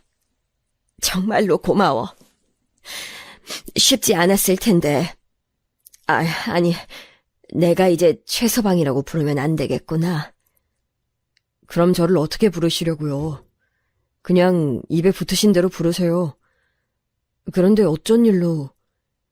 내가 정말 뒤늦게나마 장모 노릇, 할머니 노릇 해도 될까? 나랑 어떤 교류를 해달라는 건 아니야. 오해 말고 들어. 난 단지 두 사람한테 내가 할 수 있는 지원을 해주고 싶어서 그래. 저는 천천히 숨을 고르며 몇 가지 부분은 생략하긴 했으나 있었던 일만은 지우지 않은 채 사위한테 얘기를 해주었어요. 제 아들, 그러니까 자기의 처남이 그토록 패륜적으로 굴었다는 것에 사위가 단박에 분노했습니다. 애써 험한 말을 참고 있는 표정이었으나 화가 났는지 목이 빨개지는 건 숨길 수 없이 저한테 보였지요. 사위는 저한테서 돈을 받을 수 없다고 했어요. 그 옆에 있는 손자도 어린 나이에 돈 얘기 들으면 당연히 혹했을 법한데 전혀 그렇지 않았습니다. 그러고 보니까 손자가 얼굴은 제 딸을 빼다 박았는데 하는 행동이나 점잖은 표정 같은 게 영락없는 사위 붕어빵이더군요. 사위가 자식 교육을 잘 시킨 모양이었어요. 제가 자식 복은 없어도 사위 복은 있는 것 같더라고요. 저는 남편이 무슨 생각으로 땅에다가 유산을 그렇게 남겼는지까지는 알 수 없으나 지금 현재 제가 어떻게 그 돈을 쓰고 싶은지는 분명히 알고 있다고 사위에게 강조를 했어요. 돈 받아. 자네 아들이기도 하지만 내 손자야. 그리고 이제는 정말 새 출발해. 언제까지 떠난 사람 붙잡고 살겐가. 제가 진심으로 호소하며 설득하자 사위가 눈시울을 붉혔습니다. 이제는 더 이상 여자를 만나고 싶지 않다는 핑계를 대며 재혼을 안 한 것으로 얼핏 보였으나 저는 본능적으로 알 수 있었어요. 사위는 여전히 제 딸을 놓지 못하고 있다는 사실을요. 멀쩡히 화목한 부부로 지냈는데 하루아침에 불륜 상대와 세상을 떠났다니 그걸 어떻게 받아들일 수 있었겠나요? 제 딸에게는 사위는 물어보고 싶은 것이 정말 많았을 겁니다. 그런데 상대는 이미 세상에 없으니 의문도 해소하지 못하고 내내 미칠 노릇이었겠죠. 그 가엾은 마음이 보여서 저는 사위에게 새 출발을 하라고 거듭 말해줬어요. 누군가 그렇게 말을 해준다면 본인도 용기를 낼 수 있을 테니까요. 오랜 대화 끝에 사위는 제 뜻을 따르기로 했습니다. 제가 건네는 돈을 받기로 한 거예요. 대신 한 번에 주는 게 아니라 다달이 매월 주는 것으로 했습니다. 그리고 최소 한 달에 한 번은 제가 앞으로 손자를 만나는 것으로 했어요. 얼마나 기뻤는지 몰라요. 남편 떠나고 나서 처음으로 그때 한박 웃음을 지어보았네요. 사위와 손자에게 돈을 주고 그 다음은 당연히 제 사촌 여동생에게도 돈을 떼어주었어요. 제 사촌은 무조건 안 받겠다고 강경한 태도를 고수했으나 제가 더 막강했습니다. 너는 나랑 평생 갈 거잖아. 이 돈 얼마나 된다고. 이거 너 주고 내가 평생 너한테 돌봄 받으면 내 쪽이 남는 장사지. 이런 장사 속으로 너한테 돈 주는 거다. 어쩔래? 제가 우겨대니까 별 수 없었던 거죠. 결국 사촌은 항복을 선언했네요. 그리고 저는 남은 돈으로 이사를 갔어요. 평수는 전에 살던 집과 거의 같았지만 훨씬 더 고급스러운 곳으로요. 집을 판 돈으로 그 집을 구하는 건 어림도 없었으나 저에게는 보탤 수 있는 자금이 있었으니 가능한 일이었죠. 이사하고 나서 정신없이 살다 보니까 금방 남편의 기일이었어요. 첫 기일은 무조건 챙겨야 한다는 생각으로 납골당을 찾았고 제 예상보다 많은 가족들이 모였습니다. 예의상 전화로만 시간 내서 가겠다고들 하는 줄 알았는데 많이 와줬더라고요. 같이 모여서 점심 식사하면서 근황을 나누었는데 다들 제 사위랑 손자를 어리둥절하게 쳐다봤지요. 사위는 아무렇지도 않게 저한테 지금 만나는 사람하고 내년쯤 결혼할까 봐요. 식은 생략하고요. 이런 얘기를 꺼내서 모두를 놀라게 만들었어요. 다들 경악해서는 저를 주시하고 있었는데 저는 더욱 태연하게 결국 그러기로 한 거야? 잘 됐네. 그런데 최서방 웬만하면 식은 올리지 그래. 이렇게 대답을 해줬죠. 그제서야 다들 참았던 궁금증들을 꺼내면서 어떻게 된 거냐고 난리들이었죠. 남편이 남기고 간 깜짝 보물은 저, 사위, 손자, 그리고 사촌 여동생 네 식구들을 제외하면 철저히 비밀이었기에 그 얘기는 끝내 숨겼고요. 대신에 사위가 돈을 크게 벌어들이는 일이 생겨서 좋은 일이 생긴 김에 불미스러운 행적을 남기고 간 제 딸을 용서해주고 저랑 연락도 주고받으면서 지내다가 관계가 회복되었다는 식으로 둘러댔어요. 사촌이 열심히 맞장구를 쳐줬죠. 다들 깜짝 놀라면서 자기 아버지 기일임에도 머리털 한 올 안 비추는 제 아들 얘기를 꺼냈습니다. 그 되바라진 자식은 요즘 회사에서 사정이 안 좋은 모양이던데. 에휴, 그런 때일수록 이런 기일은 더 챙겨야지. 오히려 핑계를 대면서 자리를 빠져? 옛날에는 그렇게까지 글러먹은 놈인 줄 몰랐는데 시간이 지나니까 이렇게 다 드러나네. 수군거리는 걸 저는 그저 듣고만 있었어요. 다들 입이 근질거린 모양이었으니 어떻게든 이야기가 흘러나갈 거라고 생각했는데 역시나였습니다. 누군가 입이 간지러워서 아들한테 연락해서 얘기를 해버린 거예요. 아들이 저한테 연락을 해왔는데 무려 근 1년 만이었죠. 엄마! 매형이었던 놈이 재혼한다면서? 내가 그럴 줄 알았다. 내가 말했지? 근데 그놈 부자 됐다는 게 정말이야? 그럼 엄마도 혹시 콩고물 좀 주워 드셨어? 적당히 배부를 만큼만 주워 먹었지. 뭐라고? 엄마. 일단 좀 만나자. 엄마가 우리 집으로 오실래? 편하실 때 오셔. 글쎄, 내가 건강이 안 좋아서 거기까지 가기는 좀 무리인데. 엄마답지 않게 왜 이래? 그 사이에 많이 변하신 것 같네. 그럼 내가 엄마한테 갈게. 내일 몇 시쯤 가면 될까? 너, 나 사는데 어딘지는 알고? 내가 그럼 엄마 집도 까먹었을까봐? 나 그 정도는 아니야. 내비 안 찍고도 찾아갈 수 있어. 그래, 알고 있었구나. 아는데도 안 찾아왔던 거였구나. 그럼 그렇지. 그래도 다행이네. 덕분에 네가 헛걸음한 적은 없어서. 나 이사 갔다. 그리고 이사 간 집은 너한테 알려줄 생각 없어. 찾아오지 말어. 이사를 갔다고? 언제? 아니, 어디로? 왜 안 알려주는 건데? 내가 설마 아버지 기일 안 챙겼다고 삐지신 건 아니지? 아유, 속 좁게 시리. 됐으니까 그냥 돈이나 붙여줘. 내 계좌 엄마한테 지금 문자로 보낼게. 얼마 줄 수 있어? 아들의 말이 끝나기가 무섭게 제가 큰 목소리로 웃어젖혔어요. 눈물이 맺힐 정도로 크게 웃었습니다. 제가 한참을 웃자 아들이 당황스러워하면서 그제야 눈치를 챈 듯 했습니다. 네 아버지가 말이야. 생전에 최서방한테 도움을 많이 줬었어. 넌 몰랐겠지. 밖으로만 놔두는 후레자식이 너였잖아. 예전에도 지금에도 넌 어쩜 한결같이 후레자식인지. 아무튼 최서방이 그 덕분에 돈을 꽤 만지게 됐는데 네 아버지 돌아가시고 나서 뒤늦게 은혜 갚겠다고 나한테라도 잘해주지 뭐니? 그렇게 된 거였다고? 그럼 나는 왜 엄마만 이득을 봐? 넌 우리 집 식구가 아니니까 그렇지. 네가 네 아버지 세상 떠났을 때 얼마나 좋아했었니? 그리고 나 또한 빨리 뒤져버리길 바랐었지. 뭐? 엄마가 그걸 어떻게... 아니야. 나 안 그랬어. 갑자기 왜 나를 모함해? 네가 부정해봤자 너나 네 처나 전부 구제불능인 걸 나뿐만 아니라 이제 모두가 안단다. 애쓰지 마렴. 난 너에게 분명 먼저 손을 내밀었었고 그걸 거절하다 못해서 날 떠밀어버린 게 바로 너야. 그때부터 넌 내 아들 아니었다. 엄마, 나 지금 너무 당황스럽네. 다 그렇다 쳐. 근데 내 자식들은 엄마 손주들이잖아요. 네가 내 아들이 아닌데 네 자식이 왜 내 손주가 되니? 그거 참 재밌는 발상이야. 생각했던 것보다 저는 태연슬의 말이 잘 나갔어요. 가슴은 비록 아들이 제 핏줄이라고 외치고 있었으나 싸늘하게 식어버린 감정이 저를 그렇게 만든 것이었겠죠. 남편이 땅에다가 그런 유산을 남겨놓으라고 일부러 밝히지 않았어요.